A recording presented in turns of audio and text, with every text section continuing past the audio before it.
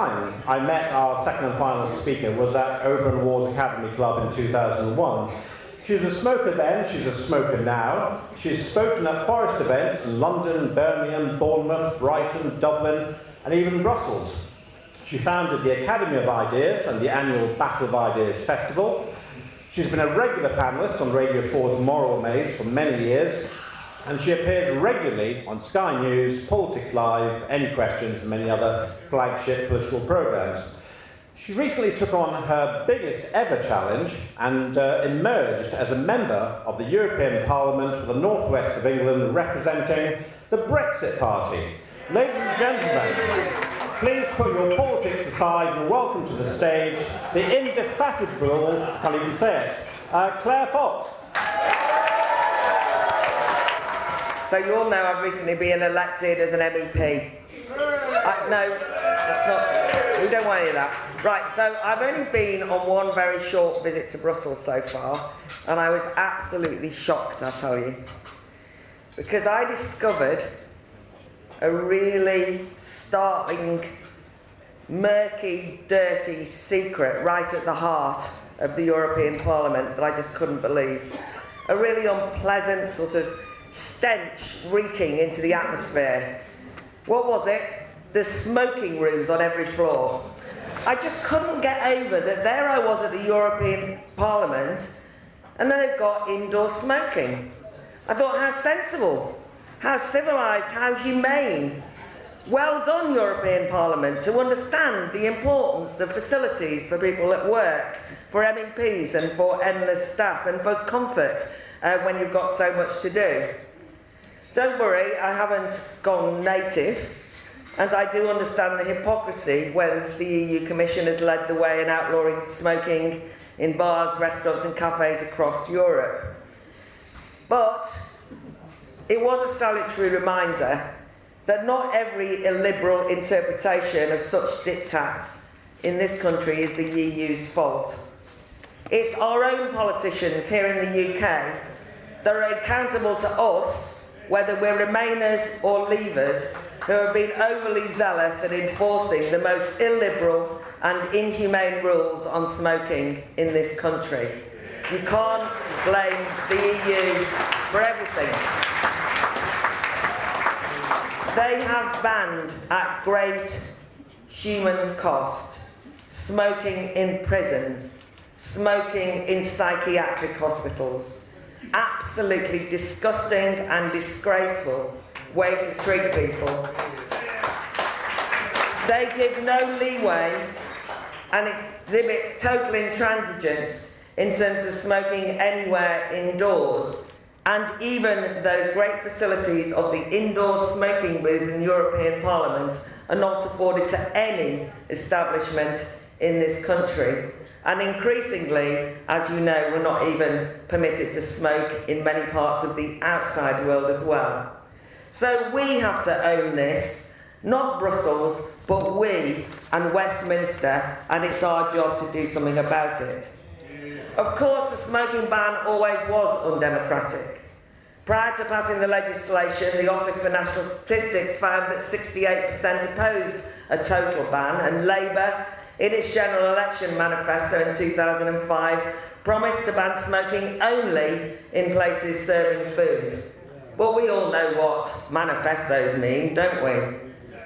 So in the end, it was only the opinions of the lawmakers who were listened to, and the medical authorities and the lobby groups and the public health experts. Anything that was promised in a manifesto or demanded by the public was ignored.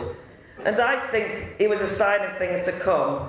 A real symbol for us, a real revelation to us of a technocratic, anti-democratic elite cut off from everyday life, getting on with what they wanted to do, regardless of the cost for human people, society. But look, now I have joined a technocratic parliament, so, you know, maybe I'll become one of them. And it is a bit bonkers being an MEP, I have to say. And one of the things that I noticed was that my fellow MEPs have been absolutely shocked at the opprobrium levelled at them for daring to take a stand in relation to the EU question. They've been horrified at the abuse levelled at them as Brexit Party MEPs, and as Leave voters. They've been called ignorant and easily swayed and stupid for ignoring the evidence from economic experts and so on. They've been shunned by polite society, treated as social pariahs. Of course, it was all war off a duck's back to me because I'm a bit battle-hardened. And why is that? Because such similar contempt and scorn has been poured on smokers over the years, and it was an early taste of what Leave voters were going to experience. And I think that the reason why Leavers and smokers have been treated as second-class citizens is that they have committed a common crime. That is, they won't conform to the wishes of the know-better elites. It's the know-better elites who have told us how to live our lives, and we have, in this instance, rebelled. Now, I know that many of you in the room are Remain supporters, and I know that many of you in the room actually think that we should stay in the EU. And that's absolutely legitimate and fair enough. But I would call upon you to recognise that there's something distasteful and dangerous about treating people with different political views with contempt and scorn, and as though they're second-class citizens, whether they're smokers or Leavers. The defying the know-better elites for me was summed up when I would go to, and have done over the last decades, many public health events, because I was director of the Academy of Ideas. I get invited to that sort of thing, or I did before I became a Brexit Party MEP. But anyway, and I kind of listened to these people, and there was they'd expressed this kind of genuine anguish and total incomprehension at why, despite endless campaigns that they had in terms of regulation and prohibition, and despite spending millions of pounds on hectoring us, people still insisted on smoking. I mean, we've told them, they'd say, how bad it is for them, but they just carry on. They carry on drinking. They carry on drinking sugary drinks. They keep smoking. And now they're doing that vaping thing that looks like smoking. We can't have that. They just couldn't understand why ordinary people acted against the advice of smoking cessation officers or doctors or public health technocrats armed with fact sheets tutting at us. And I think when we meet those technocrats with their fact sheets, it's tempting to play them at their game, isn't it? They've got facts and data and stats and evidence to win arguments. And we think, well, maybe what we need to do is to throw everything into refuting those endless false facts and dodgy evidence. And look, don't get me wrong, I'm glad that we've got some great people doing that. I mean, Chris Snowden's here tonight. Where would we be without Chris Snowden?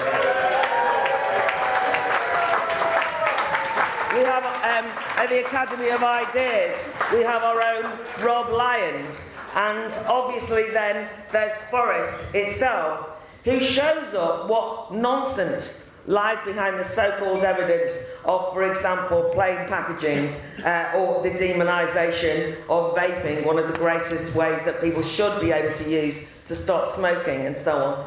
I like all that. I think facts and stats and evidence are hugely important, and when the accusation is levelled at me that I'm on the side of post-truth and I'm irrational or emotional because I'm a populist, I think they mean popular, it can feel like what you want today is, yes, I'm cool and I'm collected and I've got PhD theses to back up these things and I'm going to debunk all the pseudoscience with real evidence.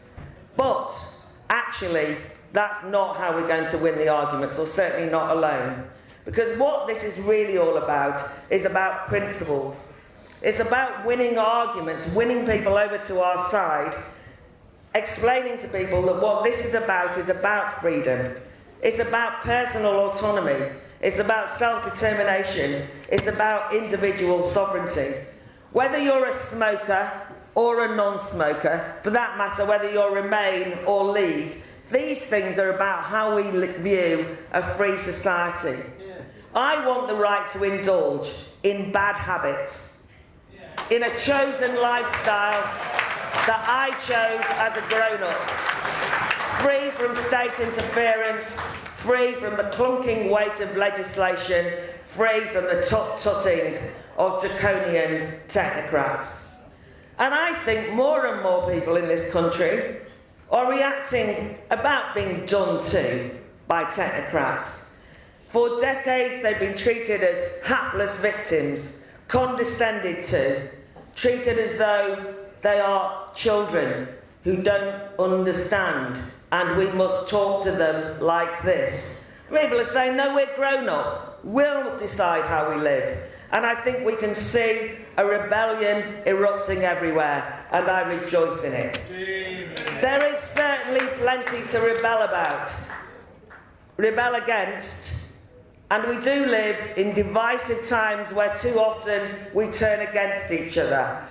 I mean, look, the world's gone bloody mad, right? We live in a society where today a disabled grandad, Brian Leach, was sacked by Asda for sharing a Billy Connolly sketch on Facebook, and he was reported by one of his colleagues and he lost his job. The world's gone mad. We live in a world where your next door neighbour, in the guise of looking out for women's welfare, take your argument and send the altercation to a newspaper as part of an apparently legitimate political campaign. We live in a world where teachers I know who voted Brexit, who were describing themselves as secret Brexiteers, came out in the staff room, and now there are demands by their fellow members of staff that they are disciplined and not allowed to teach. In a world in which one of the best trade union officials, Paul Embry from the Fire Brigade Union, was sacked for speaking at a Leave Means Leave rally. I don't care what side of the political divide you're on. That is not good for a free society, and we must rebel and rise against this demonisation and this attempt to divide us. So we need solidarity. We need solidarity around things that can unite us. We need solidarity around the notion that adults must be free to accept risks in lifestyle choices, whether that's playing rugby or vaping, whether it's enjoying risque comedy or dating risque politicians. We must unite around the idea that adults must be free not to conform with some imagined samey version of the perfect citizen dreamed up by a wokey clique of petty-minded public health zealots. We must unite around a pledge to diversity. Everybody believes in diversity. No, they don't. They believe in a narrow version of diversity. But I think we want diversity of opinion, and we want diversity of lifestyle. We should rebel against the cloning of lifestyle correctness.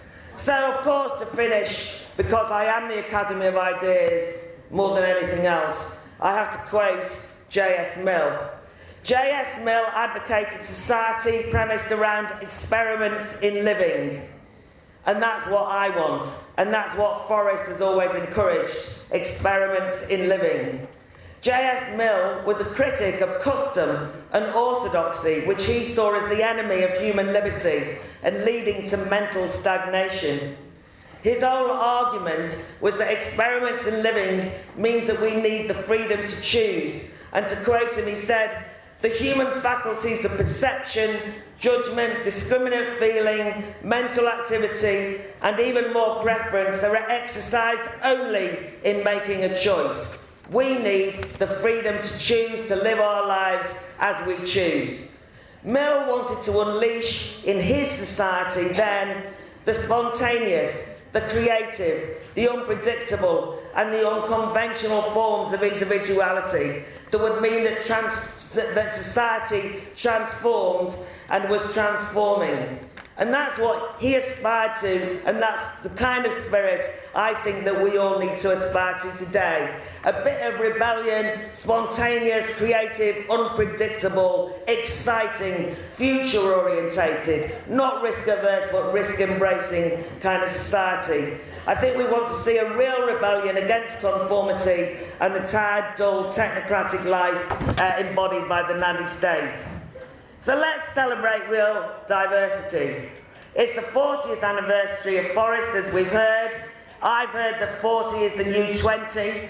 I think, therefore, that Forest is young and experimental and the kind of young person that's not a snowflake, but one of those young people who's got a real zest for life. I have come to these events and I have met great friends here over the years and had many a fight as well, because we don't do boring at these events. But one person I've always enjoyed meeting, and she's here tonight, is Liz Barber. Now, you want to meet someone with a zest for life, go search out Liz afterwards. That woman has got more courage than any number of politicians that you'll ever meet, and she always fights for freedom. And I'd like to thank Simon and Ranald and all of the people who's helped make these events such a success for bringing together such a wide variety of types of people and non-conformists. Simon, forever a young leader who never conforms and is actually the kind of person who has fought for experiments in living, which means he always puts on a good do. So can we, first of all, toast Simon, the wonderful Mr. Forrest himself, forever young.